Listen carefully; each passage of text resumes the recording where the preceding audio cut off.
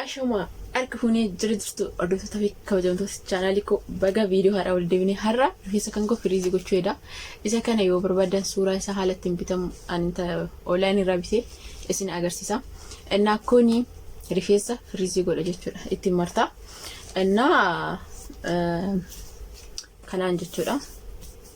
Jeelii kana innaa haala isaa akkaataa itti rifeensa firiizii gochuun danda'a. Ana isin barsiisa jechuudha. Anillee viidiyoo Facebook anillee YouTube irraa barlaalee argee kanaafiyyuu na wajjin tula. Bisma amnan cabaqaa na wajjin tulaan jedhe shi tula. Na wajjin tura. Na kana dura ittiin godheen ture. Kanaaf fistaalatti naqee kana dura ittiin godheen ture.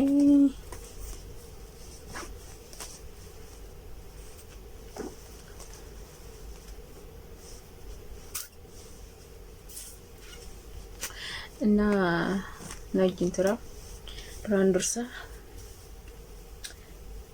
esa fuudhee hundee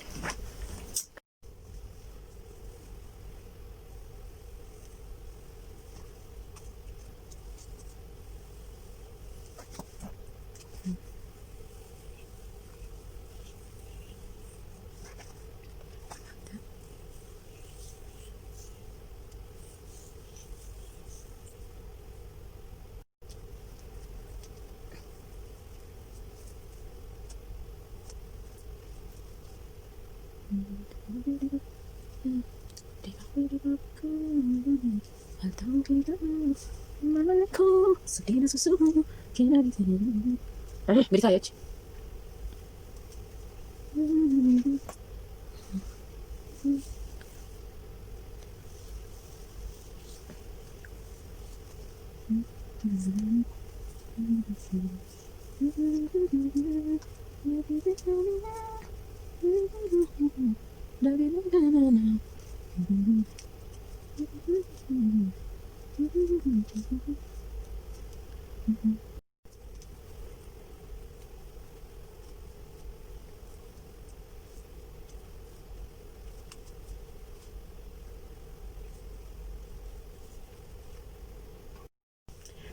Inna xumureen jira amma sa'aatii takka lamas dadhabe kanuma gochuutti jechuudha. Sa'aatii 3 yookiin 2 booda akka rifeensa abbaatii rifeensi kiyyoo dafee kan qabatu ta'e firiizii sa'a 2 yookiin 3 ani sa'aatii 3 tursiisa akka sirriitti naaf firiizii ta'u.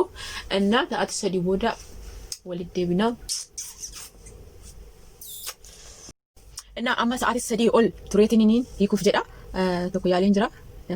Kana ta'e jechuudha. Yoo hundi isaa kana ta'e arfiidha jechuudha. Yoo hundi isaa akkatti kan qabatu ta'e walumaan ilaalla. Isaa eegaluuf. Saa 3 ol bara kana hunda fira teessisee namoonni tokko godhatee itti rafaa beektanii? Namni godhatee itti rafaa.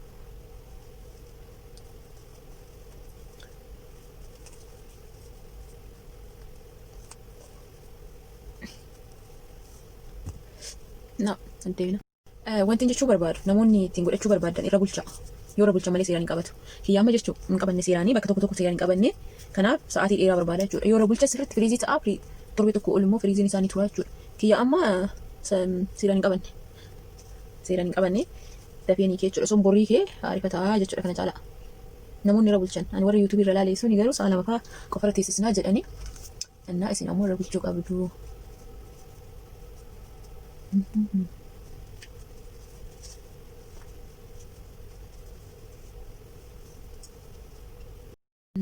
Eegas immoo akkanatti adda babaasuu qabna.